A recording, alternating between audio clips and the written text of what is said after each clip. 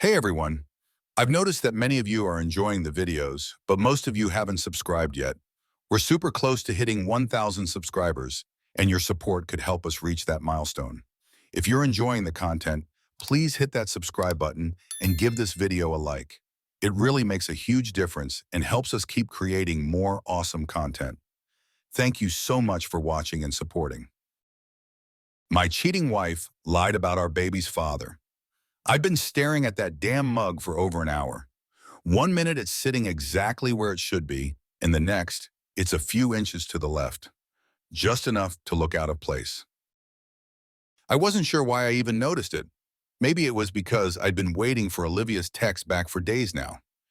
Everything felt off lately, like someone had taken my life and nudged it slightly out of alignment, leaving me with a constant gnawing unease. The messages I'd sent her were all marked as read. No response. She'd been coming home later and later, saying work was overwhelming. I wanted to believe her, but the hollow excuses hung in the air, heavy with something unsaid. The distance between us was widening by the second, and I couldn't shake the feeling that someone had wedged themselves into that gap. Maybe I was overthinking it. Maybe it was stress from my job. Or maybe it was that goddamn mug. But that morning, something snapped. As I sat there, my coffee gone cold, I replayed every recent conversation with Olivia, every subtle shift in her tone, every suspicious glance at her phone, and it felt like I was being choked by my own thoughts. "Stephen, relax," I whispered to myself, but the words were empty. I knew I wouldn't find peace until I got to the bottom of this.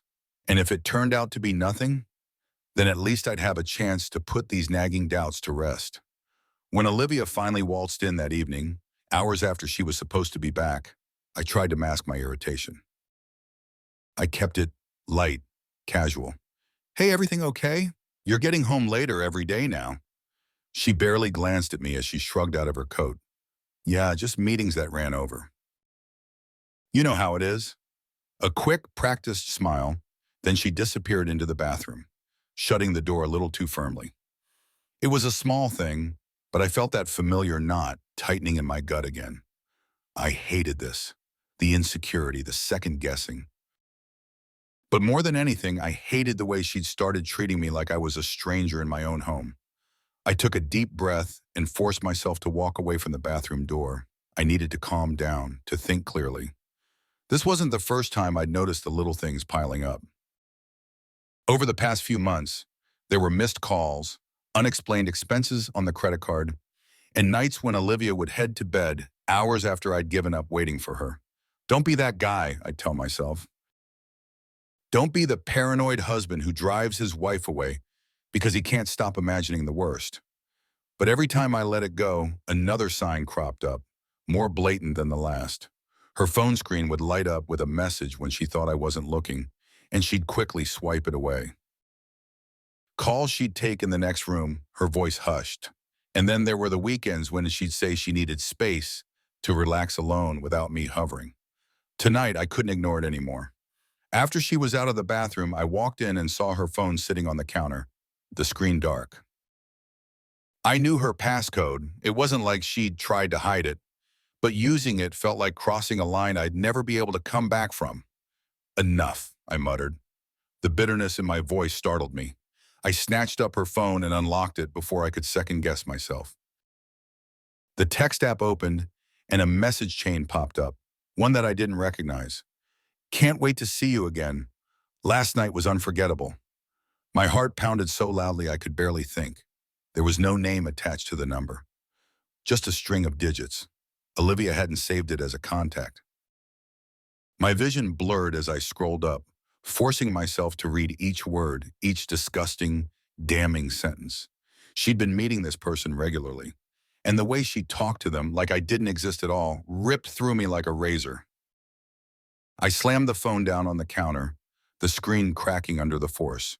I knew I'd have to talk to her, confront her, but I couldn't trust myself not to do something I'd regret. I needed to get out, to clear my head. I left without a word, barely hearing Olivia's confused question as I grabbed my coat and headed for the door. Outside, the night air was cold, almost sobering. I forced myself to breathe. In and out, slow and steady. I couldn't afford to lose control now, not yet.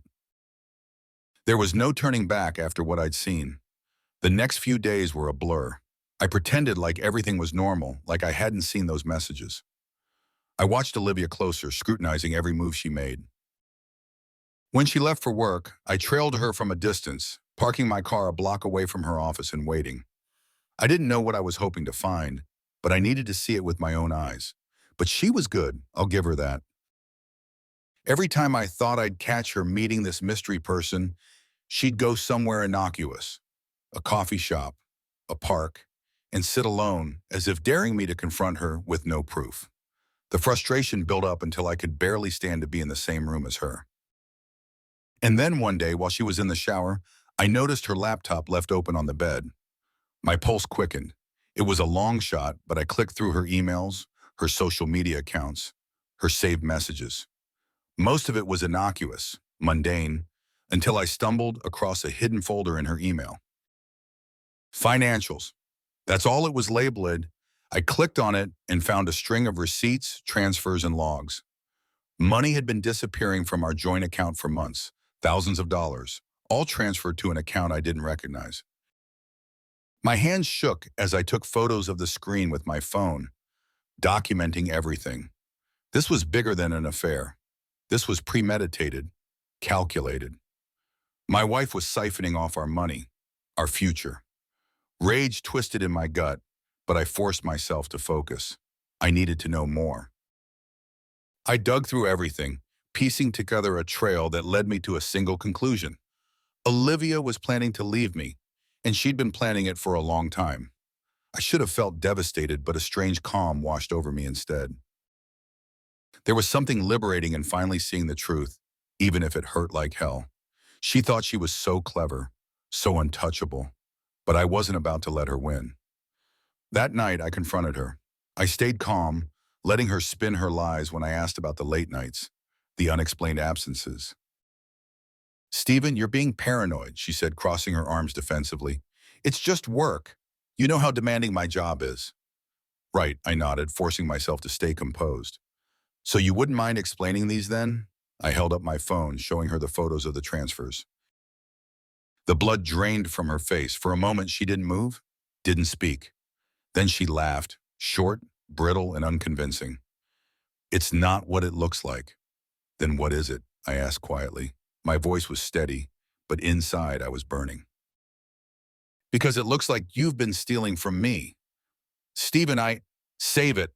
I cut her off, the coldness in my voice surprising even me. "I don't know who you think you are, but I'm done playing this game. You tell me what's going on, or I'll find out myself." I saw the moment she realized I wasn't bluffing. Panic flickered in her eyes, but she clamped her mouth shut, refusing to say another word. We stood there, locked in a silent standoff, and I knew whatever happened next, she wasn't getting away with it. Something broke in me that night. Any lingering hope that we could fix things, that maybe this was all some horrible misunderstanding, vanished. She crossed a line, and now I was going to make her pay for it. I went to bed alone, knowing I was only beginning to unravel her lies. And with each new truth I uncovered, I'd make sure Olivia regretted every deceitful step she'd taken against me. End of part 1. The days that followed were a carefully orchestrated game of deception. I went through the motions as if everything was fine. I laughed at her small talk, nodded at her meaningless chatter about work, and even managed to feign interest when she talked about planning a getaway for the two of us. But inside I was seething. Each new lie that came out of her mouth only sharpened my resolve. Olivia thought she'd gotten away with it. I could see it in the way she held herself, the way her shoulders relaxed whenever she thought I wasn't looking. She'd stopped being cautious, her phone left lying around, her movements a little less guarded. But I was watching, tracking every call, every unexplained trip, and each time I found something, it only confirmed that what I'd uncovered so far was just the beginning. One night, I tried again to have a conversation. We were sitting on opposite sides of the couch, some mindless TV show playing in the background. She was scrolling through her phone, barely acknowledging my presence. "Liv, can we talk?" I asked, my voice steady. She glanced up, eyes narrowing slightly. Sure. What's up? I just, I feel like we've been drifting apart, I said, choosing my words carefully. I don't want to lose what we have. She stared at me for a long moment, her expression unreadable. Then she sighed, shaking her head. Stephen, not this again. We've been through this. I'm just stressed out. Work has been crazy lately, and I'm doing my best to balance everything. I nodded, pretending to buy into the same tired excuse. I get that, but I just want to make sure you're okay. That we're okay. Olivia put her phone down and looked me straight in the eyes. We are okay. You're overthinking everything. Just trust me. Trust her. The irony nearly made me laugh, but I kept my expression neutral. Just nodded like the obedient, clueless husband she expected me to be. Okay, I'll try. She smiled, a tight, forced smile that didn't reach her eyes. Good. That night, I stayed up long after she'd gone to bed, the facade of domestic tranquility broken as I stared at the ceiling, replaying her words in my head. Trust me, she was mocking me, spitting in my face with those words, daring me to call her out. Fine, I thought, I'll play along. I'll pretend to be the idiot you think I am, but you won't see it coming when I turn the tables on you. The following week, I started going through every bit of her personal information I could get my hands on. I pulled up our joint bank statements and went through every transaction. No matter how small, there were more unexplained withdrawals, payments to a company I didn't recognize. I ran a search on the company name and it came up blank. No website, no business records. It was like the place didn't exist. That was the first red flag. The second came when I followed her one evening after she said she was working late. I parked my car a few streets down and watched her step into a small cafe.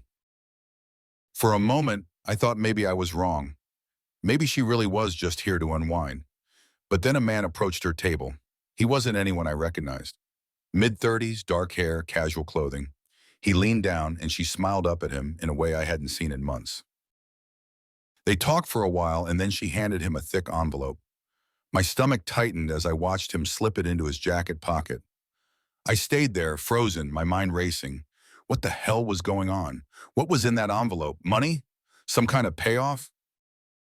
The implications were dizzying, and for a second I couldn't breathe. I forced myself to calm down and drove away before I did something reckless. When I got home, I logged into our bank account and scanned through the transactions again. Sure enough, there it was. Another hefty withdrawal made just a few hours earlier. My blood boiled, but I pushed the anger down, burying it beneath a layer of cold focus. Who was this guy? And what was Olivia paying him for? The next morning, I decided to take things a step further. I told Olivia I had an important meeting out of town and wouldn't be back until late. Her reaction was predictable, a quick smile of relief that she barely managed to hide. Okay, have a safe drive. Call me if you need anything. I didn't respond, just grabbed my keys and left. But instead of heading out of town, I drove back to that same cafe. I parked and settled in for a long day of waiting. She showed up around noon, looking around nervously before heading inside. I didn't move. I needed to see if she'd meet the same guy again or if this was something bigger. 2 hours passed. I was beginning to lose patience when she finally emerged, alone this time. I followed her as she drove out to an unfamiliar neighborhood, pulling up outside a nondescript apartment building. She got out and rang the bell.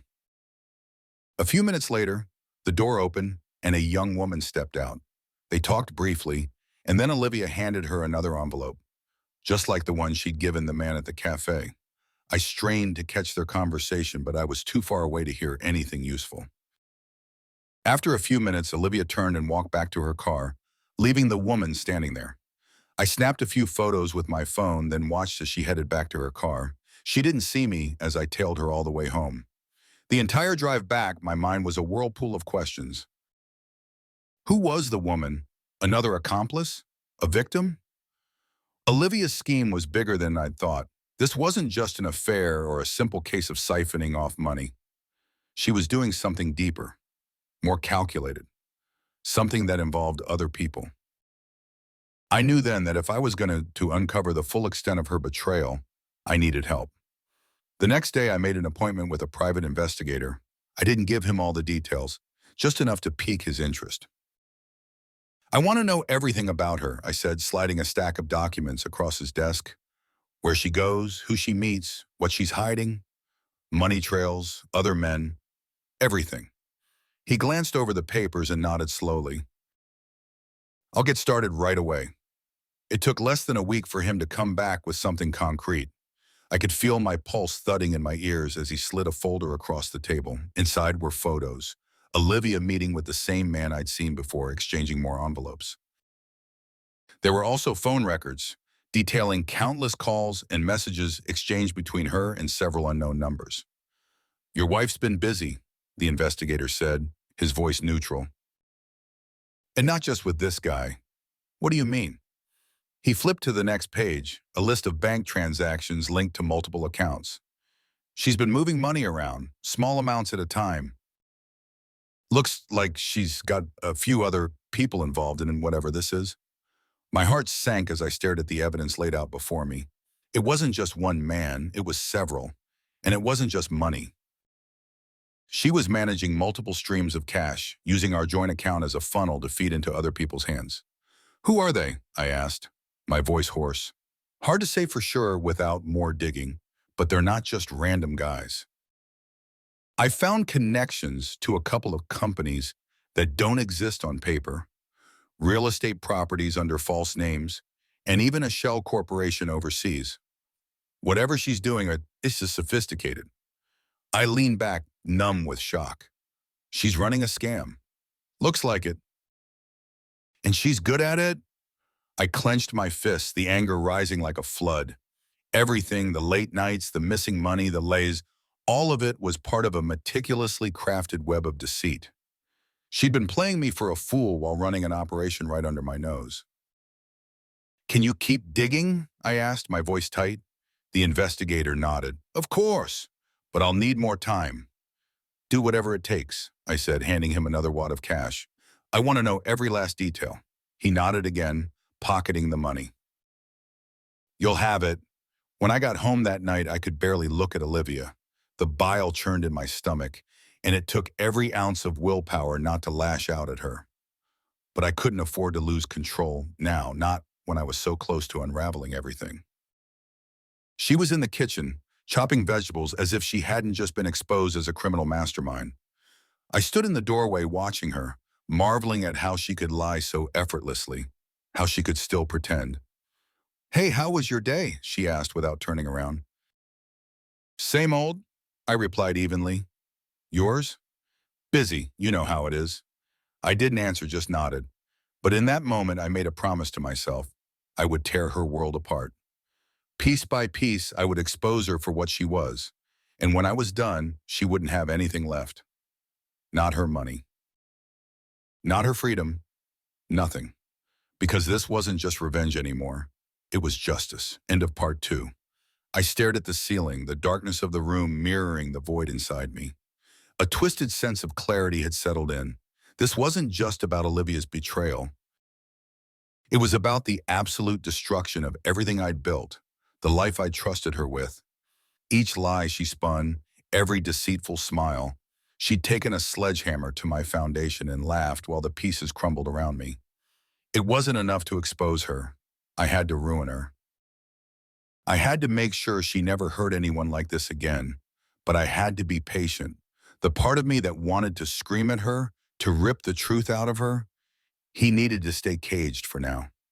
I couldn't let her know I was on to her. Not until I was ready. First, I needed to compile everything I had. I spread out the evidence I gathered on the dining table.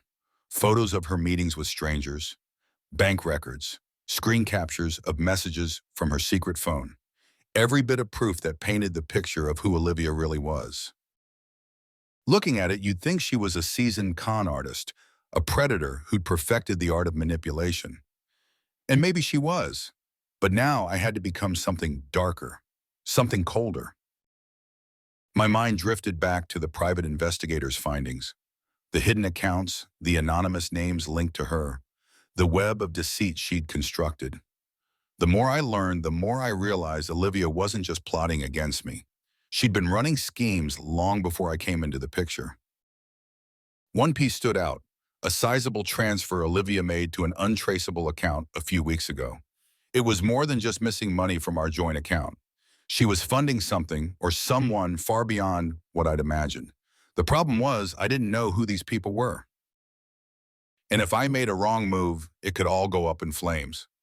I called the investigator again, asking him to dig deeper.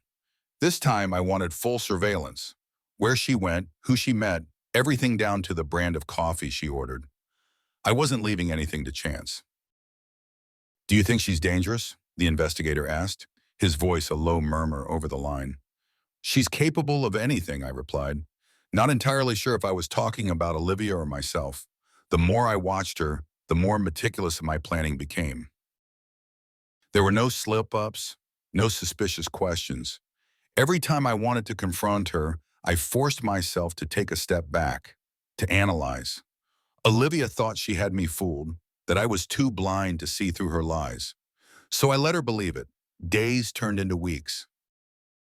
Each time Olivia left the house, I followed her movements through the investigator's updates. Every interaction she had with her accomplices was documented. Slowly, a pattern emerged. She was using me as a front, transferring money from our accounts to fuel these fake businesses. And it wasn't just men she was manipulating. There were women too, women who seemed desperate, isolated, like they'd been led into a trap and couldn't find their way out. One evening, as I stared at a photo of Olivia handing an envelope to a frail-looking woman outside a motel, it hit me. Olivia wasn't just taking advantage of me. She was exploiting these people, conning them, just as she'd conned me. My stomach twisted, disgust mixing with anger. This was bigger than she'd thought. I needed to expose her. But if I didn't do it right, she'd find a way to weasel out of it, leaving her victims and me empty-handed. But the universe had its own way of throwing curveballs. Just when I thought I had everything under control, the investigator dropped a bombshell on me. Olivia was pregnant. I stared at the screen, rereading the report. My thoughts scrambled, emotions tearing through me like a hurricane. Pregnant? How? When? Was it mine? Or had she been seeing someone else for that long? This changed everything. I couldn't think straight. I needed to process this. The thought of a child, innocent, caught in the middle of her schemes, made me want to break everything in sight. But I couldn't. I forced myself to sit down, breathe, and think. If she was pregnant, she'd want me to believe it was mine. But why? Was it another ploy to keep me tied down or something else? I needed to know the truth before I made my move. I took a deep breath, shoved down the swirling confusion, and focused. "Get me more details on the pregnancy," I told the investigator the next morning. "Anything you can find, doctor's visits, dates, even the gender if it's possible." "You got it," he said, his tone cautious. "But Stephen, ma'am, if it's yours, what do you plan to do?" The question hung in the air. If it was mine, no, I couldn't afford to think like that. Not until I had proof. "Just get the details," I replied curtly. "I'll decide after I know everything." It took 2 days for the investigator to come back with information. She'd been to an OB/GYN clinic twice in the last month. The dates lined up with the timeline of our last intimate moment. That could mean it was mine, but it didn't explain the messages I'd seen on her phone, the ones that hinted at multiple men being involved, and it didn't erase the fact that she'd been funneling money into unknown accounts. A chilling thought crept into my mind. What if she was using the baby as a pawn, just like she used money and lies? What if this wasn't about love or even lust, but another sick tactic to keep me on her leash? I let that bitterness settle, coiling around my resolve. If she wanted to play this game, I'd let her think she was winning. For now, I had to be more careful. Any sudden move on my part would send her running, and I wasn't about to let her slip away again. So I decided to lay low, pretending to buy into her facade. If she wanted to use the pregnancy as leverage, I'd make her think I believed every word she said. The plan shifted. Instead of outright confrontation, I needed to put pressure on her, subtly. I began monitoring her closer than ever, searching for weak spots I could exploit. Every time she smiled at me or mentioned the baby, I feigned excitement, even suggesting we go to the doctor together next time. She deflected, making vague excuses that something had come up or that she didn't want to bother me with the details. I smiled and nodded, storing away every lie she told. Each falsehood she fed me would become the rope that eventually hung her. The investigators' reports became more frequent. Olivia's meetings, her interactions, even her fake smiles when she thought no one was watching, I had it all. Each new discovery added another brick to the wall I was building around her, tightening her options, trapping her in a corner. I wanted to make sure that when the moment of reckoning came, she'd have nowhere to hide. And then I found the final piece I needed to bring her down. A set of documents buried deep in a forgotten email account, linking Olivia to multiple fraudulent properties, empty shells designed to move money through a complex laundering scheme.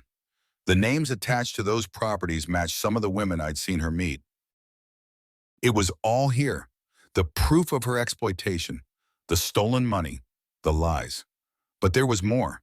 She wasn't just laundering money. She was making promises to these people, telling them they'd get rich, that they'd be able to leave their past behind. And then, when they were in too deep, she'd cut them off, leaving them with nothing but debt and ruined reputations. Some had even lost their homes.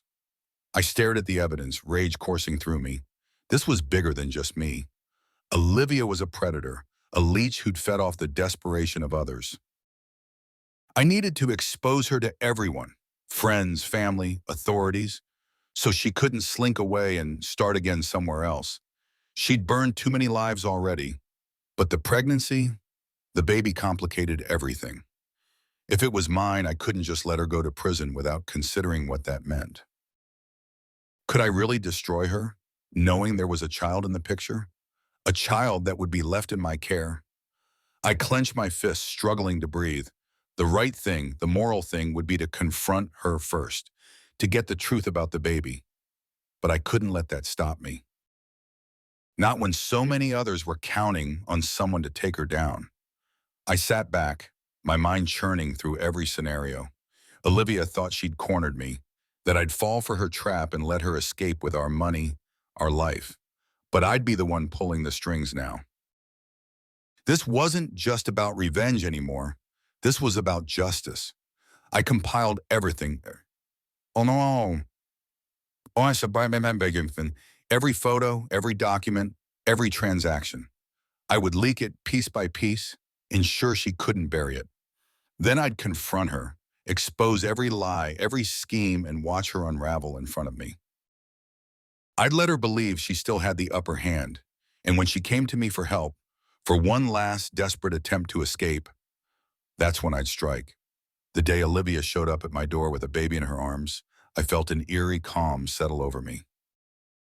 She looked exhausted, her eyes rimmed with red, as if she'd been crying for days.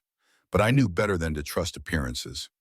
Olivia was an expert at masking the truth, and tears had always been her most effective tool. The instant I saw that child, small, vulnerable, and completely oblivious to the drama swirling around him, I felt a chill run through me. The anger I'd been holding back simmered just beneath the surface, but I kept my face neutral. "Stephen, I'm sorry," she said softly, voice trembling as she glanced between me and the baby. "I didn't know where else to go." I stared at her, saying nothing. My silence unnerved her. Good. Let her feel the discomfort for once. She took a deep breath, shifting the baby in her arms. "His name is Lucas." "He's yours, Stephen. I know you're probably furious with me, and you have every right to be. But I want to make things right." I almost laughed at the absurdity of it all. Make things right? There was nothing left to salvage. I'd seen every dirty detail of her betrayal, the money, the schemes, the affairs. This wasn't an apology, it was tragedy. It was desperation, but I had to play along. "Yours?" I repeated, letting a touch of confusion seep into my tone. "Olivia, you disappeared for almost a year. You show up out of nowhere with the baby, and I'm just supposed to believe you?" She bit her lip, tears welling up again. "I made a mistake. I got scared. I thought you'd never forgive me after everything, but he's yours. Please, Just give us a chance. She held out Lucas, almost like an offering, and I looked at him, at his tiny, chubby face and soft brown curls. He looked so innocent. My heart twisted, but I kept my expression blank. I don't know, Olivia, I said slowly. This is a lot. Why don't you come in? She blinked, clearly surprised at the invitation, then nodded gratefully. Thank you, Stephen. Thank you. She stepped inside and I closed the door behind her, the lock clicking with a finality that felt almost ominous. I led her to the living room, watching as she settled Lucas into one of the armchairs. He wriggled a bit, making soft gurgling noises, blissfully unaware of the tension crackling between us. Sit, I said, gesturing to the couch. She obeyed, her gaze never leaving mine. Tell me everything, Olivia. No lies. The words were deceptively calm, but I saw the flash of fear in her eyes. She swallowed hard and began her story, how she'd found out she was pregnant shortly after she'd left, how she was terrified to face me, how she'd convinced herself that staying away was better for all of us. Lies upon lies woven seamlessly into a narrative designed to pull at my heartstrings. I listened, nodding occasionally, pretending to consider her words. I could see she was trying to gauge my reaction, looking for any sign of weakness, but I gave her nothing. When she finally finished, I let the silence linger, watching her squirm. You're saying he's mine? I asked, my voice low. Yes, she whispered. Please, Stephen, I'm telling you the truth. For a moment, I pretended to hesitate, then nodded slowly. All right, if he's mine, I'll be his father. But I need to be sure. I want a paternity test. Her face paled, and I knew I'd hit a nerve. But she recovered quickly, forcing a tight smile. Of course, I understand. I hope you'll see that I'm being honest. I didn't respond, just reached for my phone. I'll make the appointment. We'll get this sorted out. She nodded, relief flooding her features. Thank you, Stephen. I promise I'll do whatever it takes to prove it to you. Good, I said curtly, ending the conversation. We'll see. The paternity test was done quietly, with Olivia sitting beside me in the clinic, hands clasped tightly in her lap. She was playing her part to perfection, concerned, remorseful, the picture of a mother seeking redemption. But I'd already started the next phase of my plan. While the doctors took samples and processed paperwork, I sent a quick message to the private investigator. Keep tracking her movements. I need confirmation on any new interactions. Olivia noticed my distraction and gave me a tentative smile. I forced myself to return it, though my mind was miles away. Once the samples were taken, I drove her back to the house, where she made an effort to settle in like nothing had happened, as if the last year of silence, lies, and betrayal could be washed away with a few acts of false humility. I let her. I watched her play with Lucas, cooing softly to him as if she were the devoted mother she pretended to be. And I waited. The test results arrived 3 days later. I stood in the hallway staring at the email on my phone, my body taut with anticipation. Negative. Lucas wasn't mine. Not even close. I felt a strange mix of emotions, anger, vindication, and a hollow sadness I couldn't quite place. I had known deep down that she'd been lying, but seeing it confirmed in black and white was still a punch to the gut. I turned slowly, glancing at the living room where Olivia sat, humming softly to the baby. She looked up, meeting my gaze with a questioning smile. Everything okay?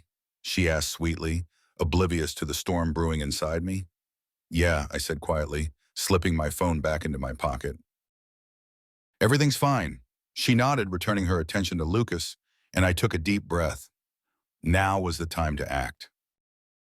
Every piece of evidence I'd gathered, every transaction, every document linking her to fraudulent activities, I needed to tie it all together, ensure there was no way she could talk her way out of this.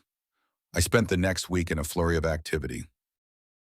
I visited our lawyer under the guise of estate planning, subtly hinting at discrepancies in our finances without tipping Olivia off. At the same time, I reached out to some of the victims I'd managed to track down, sharing just enough information to gain their trust. Olivia, ever the actress, continued her charade at home. She cooked, cleaned, and fussed over Lucas, trying to rebuild the illusion of a perfect family. I played along, allowing her to believe she'd lulled me into complacency, and then the moment I'd been waiting for arrived.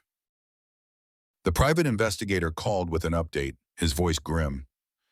You were right, Stephen. She's not just dealing with one or two people. She's part of a larger operation. I've traced her movements. She's been in contact with a known fraud ring. They use children like Lucas to extract money from men, then disappear. My hands tightened around the phone. So she's been doing this for how long? Years, from what I can tell. I'm sending over the full report now, but Stephen, this isn't just about you anymore. If you want to go to the police, now's the time. I swallowed hard, the weight of the decision settling on me. I'd known it was big, but this? She wasn't just a liar and a cheat. She was a criminal, playing with people's lives like they were pawns on a chessboard. I'm ready, I said finally. Send me everything. The next few hours were a blur. I compiled the evidence, sent it to law enforcement, and waited. The officers I'd spoken to were quick to act, coordinating with financial crime units to launch an investigation. Olivia was oblivious, still going through her daily routines, completely unaware that her world was about to collapse. The knock on the door came a few days later. Olivia glanced up from feeding Lucas, frowning slightly. Who could that be? She murmured, getting up to answer. I followed her, keeping my expression blank as she opened the door to reveal two officers standing on the porch. Mrs. Connors? One of them asked. Olivia blinked, confusion morphing into shock. Yes? We have a warrant for your arrest. Time seemed to slow as they stepped forward, reading out her rights. Olivia's eyes widened, darting to me in panic. Stephen, what is this? I crossed my arms, watching as the realization dawned on her. It's over, Olivia. Her mouth opened and closed, her face crumpling as they pulled her hands behind her back, snapping on the cuffs. You set me up, she whispered, tears spilling down her cheeks. I stepped closer, lowering my voice so only she could hear. No, Olivia. You did this to yourself. She stared at me, raw fury and desperation twisting her features. Lucas? What about Lucas? You can't do this. Please, Stephen, he needs me. I looked at her, feeling an unfamiliar ache in my chest. He'll be better off without you. Just like everyone else. The officers led her away, and as I stood in the doorway, watching the car disappear down the street, I felt a strange sense of emptiness. It was done. She was gone. But the victory I'd craved felt hollow, like chasing smoke. I glanced back at Lucas, his tiny face serene in sleep. He was innocent in all of this, a victim just like I'd been. I'll make sure you're safe, I murmured softly. I promise. And with that, I turned away, closing the door on the nightmare that had consumed my life. When I invited Olivia over that final evening, she didn't suspect a thing. The paternity test results, the evidence of her schemes, all of it was hidden away waiting. I told her that I wanted to talk, that maybe we could find a way to co-parent, to be civil. The thought of being reasonable and open to reconciliation seemed to put her at ease, but my plan had nothing to do with making peace. I sat at the dining table, a bottle of wine and 2 glasses set out between us. Olivia looked tentative, her eyes searching mine for any hint of a trap, but I made sure my expression was calm, almost welcoming. Thank you for coming, Liv, I started, my voice steady. She gave a small nod, her gaze flickering to the wine. Of course, I'm glad you called. I've been thinking a lot, and I want to make things right. For Lucas, for us. The hypocrisy of her words burned, but I smiled, reaching for the wine bottle. I know you do. I poured 2 glasses and handed one to her. We've been through a lot. I think it's time we lay everything out on the table, don't you? Olivia hesitated, but then took the glass, cradling it in her hands. Yeah, I think that's a good idea. Good on, I murmured. I took a slow sip of my wine and watched as she mirrored the motion, taking a tentative sip of her own. I felt a twisted satisfaction knowing what was coming. There's something I need to show you. Her eyebrows knitted in confusion, but she didn't say anything as I reached down beside my chair and lifted up a thick manila folder. The sight of it made her shift uneasily in her seat, but I kept my face composed. This, I said, placing the folder on the table and opening it slowly, is the paternity test. Her fingers tightened around the wine glass, the color draining from her face. Stephen, I don't think, it's not yours, Liv. Lucas isn't mine. Her mouth opened, then closed again, her gaze darting around as if searching for some escape. No, that's not right, she whispered, shaking her head. There must be a mistake. There's no mistake, I said coldly. The test is conclusive, he's not mine. And I'm guessing you already knew that, didn't you? She swallowed hard, the facade she'd been holding on to beginning to crack. Stephen, please, just let me explain. Explain what? I cut her off, my voice rising. I stood up, leaning over the table, shoving the folder closer to her. That you lied, that you thought you could come back into my life and dump some stranger's baby on me, expecting me to just roll over. Her eyes widened, tears brimming, but I didn't relent. I reached into the folder again, pulling out more papers, photographs of her meetings, financial records, transcripts of her messages. What the hell is this? She breathed, her voice quivering. This, I said, throwing the documents onto the table one by one, is every single lie you've told, every scam you've pulled. It's all here, Liv, everything.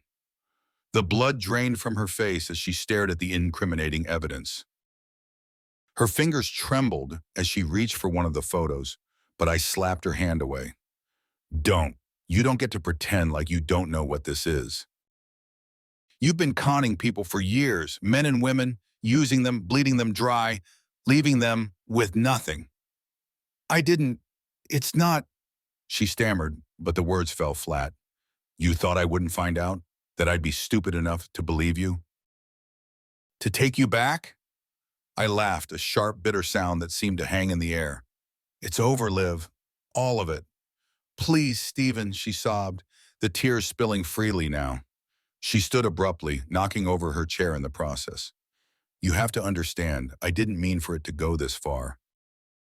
I was desperate. Desperate? I interrupted, my tone incredulous. Desperate for what? More money? Another victim to string along? Was Lucas just a pawn in your sick little game? She crumpled, sinking to her knees, her face buried in her hands. I didn't want to hurt you, she cried, the words muffled and pathetic. I stared down at her, feeling an emptiness spread through me. I'd imagined this moment 1,000 times, the confrontation, the raw satisfaction of watching her fall apart. But now that it was happening, all I felt was a numbness, a strange detachment. The high I'd been chasing, the sense of closure I thought I'd get, was nowhere to be found. Stand up, I ordered, my voice devoid of emotion. Slowly she obeyed, her face streaked with tears, eyes swollen and red. There's more you need to see. What? What do you mean? She whispered, her gaze darting to the door as if she were considering making a run for it. Sit down, I said again, my voice icy. We're not done. She hesitated, then slowly lowered herself back into the chair, her eyes never leaving mine. I pulled out one last piece of paper, a copy of the police report I'd filed against her. Her name, her aliases, the list of charges, fraud, child abandonment, financial exploitation, all neatly typed and documented. Her breath hitched. You went to the police? I did, I said softly. They're probably on their way here now. No, she whispered, shaking her head violently. No, you can't do this, Stephen. Please, I'll do anything. I'll leave. I'll never bother you again. Just don't do this to me. I looked at her, this woman I'd once loved, who now seemed so small, so utterly broken. You don't get to bargain your way out of this. Not this time. She stared at me, desperation and terror battling in her eyes. But, Lucas, he needs me. What about him? What about him, Liv? I shot back, anger flaring again. He's not mine. And from what I've gathered, he's not even yours. She flinched as if I'd struck her. No, that's not true. He is mine. Save it. I know you've done this before with other men, using kids, claiming they're yours, then abandoning them when you've gotten what you wanted. She broke down again, sobbing uncontrollably. I'm sorry. I'm so sorry. Please, Stephen, I didn't know what else to do. I thought I could make it work this time, that maybe you'd take us back and we could be a family. Family? The word tasted bitter on my tongue. There is no family here, Olivia. There never was. You killed any chance of that the moment you decided to lie, to cheat, to use people like disposable pawns. Her shoulders heaved as she cried harder, her entire body trembling. I watched, feeling nothing but a cold, detached pity. How had it come to this? How had the woman I'd once loved turned into this hollow shell, this manipulative creature who'd destroyed everything in her path? I wish you'd been different, I murmured softly, almost to myself. I wish, I wish I could have saved you. She looked up at me through her tears, confusion and pain etched on her face. Stephen, please, But the words died on her lips as the sound of sirens blared in the distance, growing louder, closer. Her eyes widened in horror, realization setting in. No, she whispered, shaking her head frantically. No, no, no, please, I'll do anything. Just tell them I didn't mean it, that I'm sorry. I'll go away. You'll never see me again. Please, Stephen, I'm begging you. I stared at her, letting her plead, letting her feel the weight of what she'd done. The sirens stopped abruptly outside and the door burst open as officers swarmed in. Olivia screamed, lurching to her feet, but they grabbed her, pinning her arms behind her back. Stephen, please, she shrieked, her voice raw and desperate. Don't do this. Don't let them take me. Please. I stood there, unmoving, as they dragged her away, her cries echoing through the house like a haunting refrain. For a brief moment, our eyes met, hers wild with fear and pain, mine cold and unyielding. Goodbye, Olivia, I whispered, just loud enough for her to hear. Stephen, no! She wailed, thrashing against the officer's grip. No, you can't do this. I'm sorry, please. The front door closed behind them, cutting off her screams. I stood alone in the silence, the house suddenly feeling vast and empty. It was over. She was gone.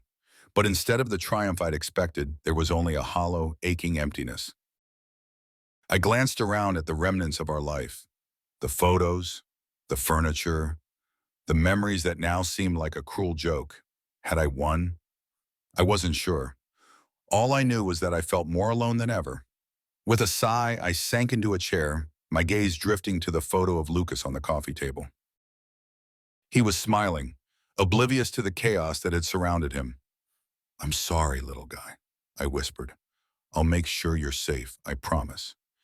And as the night closed in around me, I realized that even with Olivia gone, I'd never truly be free of the scars she'd left behind. The house felt too quiet after Olivia was taken away. The air was thick with the absence of her presence, every room echoing the silence that followed her screams. I stood alone, staring at the empty spaces that had once felt suffocating with her lies. Now they seemed hollow, stripped of meaning. The truth was, I'd won. I'd orchestrated her downfall, exposed her for what she truly was, and ensured she'd never hurt anyone else again. But the victory was tainted with a strange, bitter emptiness. I didn't feel triumphant, just drained. Like a man who'd climbed a mountain only to realize there was nothing on the other side. Days passed in a blur. I went through the motions, feeding Lucas, rocking him to sleep, sifting through the paperwork that had accumulated as the authorities started to unravel Olivia's schemes. Each day felt like walking through a fog, the world muted and distant. Even the news of Olivia's formal charges, child abandonment, fraud, and financial exploitation, barely registered. I stared at the documents, reading and rereading the words, but they felt surreal, like they were happening to someone else. There was a heaviness in my chest I couldn't shake. The revenge, the meticulous planning, it had consumed me. But now that it was over, I was left standing amidst the wreckage, wondering if I'd really achieved anything at all. Had bringing her down really given me the closure I'd been seeking, or had it just deepened the wound she'd inflicted? One evening, I found myself sitting in the living room, a glass of bourbon in my hand. Lucas was asleep in the crib I'd set up for him in the guest room. He'd been fussy all day, as if he sensed the turmoil swirling around him.